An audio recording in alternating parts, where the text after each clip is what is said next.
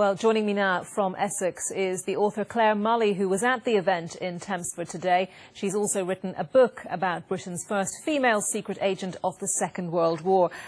Claire, thank you very much indeed for your time this evening. Their bravery, their sacrifice, these women really were quite something, weren't they? They were absolutely extraordinary in an era that didn't expect women to do anything like that. So Christina Skarbek, the first woman who went out, actually went out in 1939 still, in the very first months of the war. And at that point, it was absolutely unheard of for a woman to go out into work like that behind enemy lines. And this memorial commemorates 75 women who went out from 13 different countries that went out through RAF Tempsford. So wonderful to see that happening today. Some of them honoured for the first time today at this memorial. Why were they chosen? How did they come to be selected to be secret agents?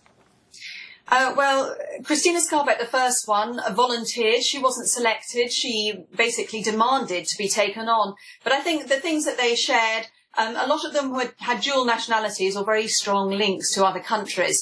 So they spoke French, for example, fluently, or the languages where they were going to be dropped in to work.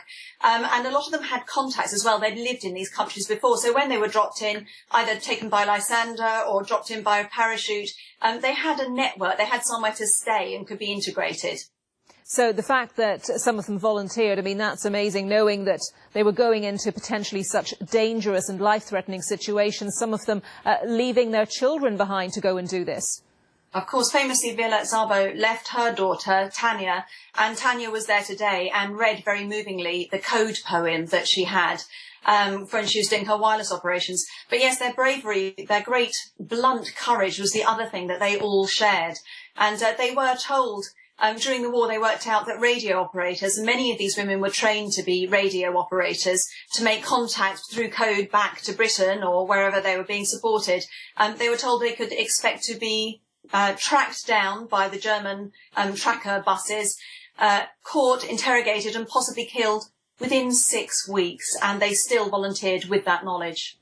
We talk a lot today, don't we, about role models for girls and young women, and you know, these women, perfect examples of women who should be held up as role models, I suppose. Yes, and I believe they are. There is more interest again at the moment surrounding some of these stories. There's more research happening, and some of the files in the British Archives are coming out now that previously we hadn't had access to. So there's more new stories coming out, and I think that is generating some interest. OK, Claire, thank you very much. Claire Mulley there, joining us from Essex.